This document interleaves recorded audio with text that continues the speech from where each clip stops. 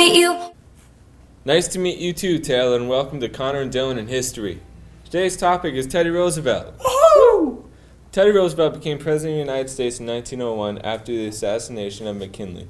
He brought new excitement and power to the office, vigorously leading Congress and the American public toward progressive reforms and a strong foreign policy.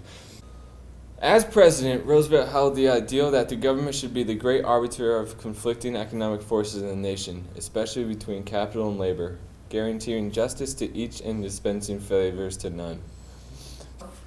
He also won the Nobel Peace Prize for mediating the Russo-Japanese War, reached a gentleman's agreement on immigration with Japan, and sent the Great White Fleet on a goodwill tour of the world. Some of Theodore Roosevelt's most effective achievements were in conservation. He added enormously to the national forests in the West, reserved lands for public use, and fostered great irrigation projects. He crusaded endlessly on matters big and small, exciting audiences with his high-pitched voice, jutting jaw, and pounding fist. The life of strenuous endeavor was a must for those around him, as he romped with his 5 younger children and led ambassadors on hikes through Rock Creek Park in Washington, D.C.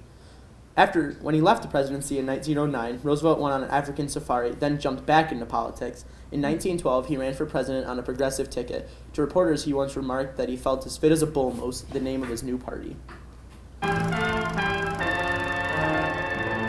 While campaigning for a third term of the presidency in 1912, Theodore Roosevelt exited a hotel in Milwaukee and took a seat in an open-air car.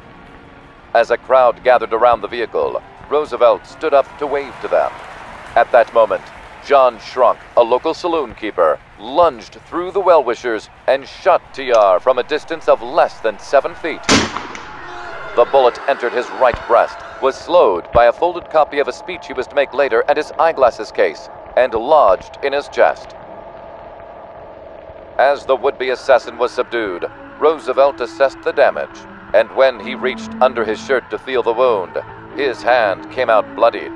His aides insisted that Roosevelt go immediately to the hospital, but TR refused their pleas and demanded that he proceed as planned to give a speech to a crowd of 10,000 people who were waiting to hear him speak. Once he arrived, and even though the right half of his body was turning black, Roosevelt mounted the stage unaided, unbuttoned his shirt front to show the audience the spreading blood stain, and declared, "I have just been shot, but it takes more than that to kill a bull moose!" Roosevelt then spoke for 90 minutes before finally consenting to be taken to the hospital. The bullet. While campaigning in Milwaukee, he was shot in the chest by John Shrunk. Roosevelt soon recovered, but his words at that time would have been applicable at his time of death in 1919. "No man has had a happier life than I have led, a happier life in every way." And that's Connor and Dylan in History, tuning out.